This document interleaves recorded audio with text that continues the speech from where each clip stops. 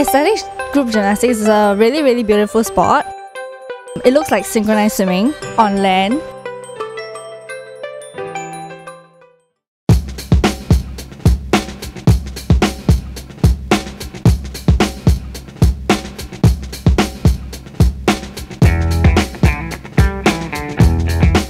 We are the senior aesthetics group gymnastics team in Singapore.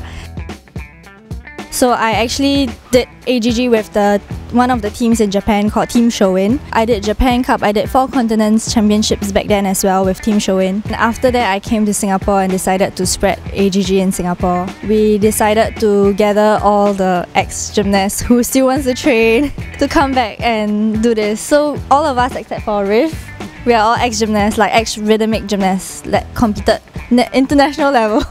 We're national ex-rhythmic gymnasts. Yeah. We focus a lot more on strength training because most of us actually have also retired for quite a period of time. There was a ligament tear on my right ankle. I went for a surgery and then I decided to retire from the sport. I couldn't keep up with the physical demands of rhythmic gym.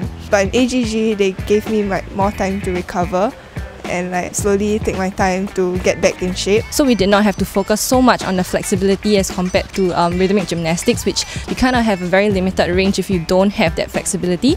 Whereas in aesthetic group gymnastics, that is something that we can kind of compromise on because we can kind of adapt the choreography that way and choose the movements that we are more comfortable with performing without having to overexert our body. If you have overly back bend and then you're really very overly split or slanted body and things like that, you have a deduction for a healthy aspect. So they don't encourage it.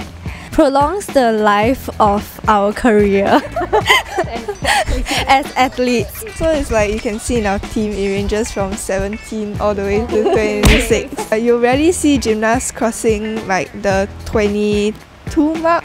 There's no age limit and there are people who are 40 still competing, which is really amazing. And then, you don't really see this in rhythmic gymnastics lah. You look at the ability of the entire group. We have to try to accommodate to everyone, fix the angle so that we are all synchronized.